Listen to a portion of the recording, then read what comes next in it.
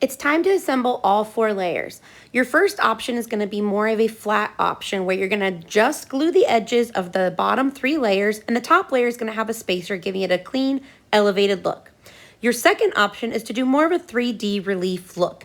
Here, you're going to be putting spacers between all the layers, and there'll only be glue on those spacers connected to the layers between. You get much more of a shadow box effect. Now, beware, once you do this, your object becomes a 3D object. It can get smashed if you put it in your folder, so instead, use the shelves. We're going to be using cardboard or foam core for your spacers. Make sure when you choose your spacers, they are the same type and they are also the same thickness, meaning when you look at them from the side, they're the same thickness. You can also cut your own strips using an X-Acto knife or scissors. Make sure when you're assembling your layers, you are being gentle. Don't create any folds or wrinkles. For the flat layer, you're going to be gluing down the 3 bottom layers together. Use a scrap piece of paper as your gluing surface. You're going to be gluing on the back of the layer that you're putting on top of another one. When you glue, you need to make sure to only glue around the edges. We're leaving the stuff that's in the middle kind of free a little bit.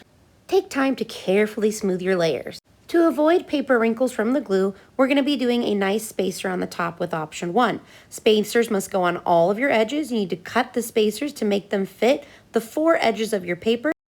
Use tape to attach the spacer to the back of your top layer, then use a glue stick to attach the spacers to your 3 layers that you've already glued together. Remember to take your time as you're doing this process. With option 2, you're going to be doing the same process that I just demonstrated, except you're going to be doing it between all of your layers. You may notice some areas that are a little bit flimsy in your work due to the added height. All you have to do is cut a little spacer to fit the size of the flimsy area that you're doing. Make sure that when you do this that you don't have any visible spacers or tape.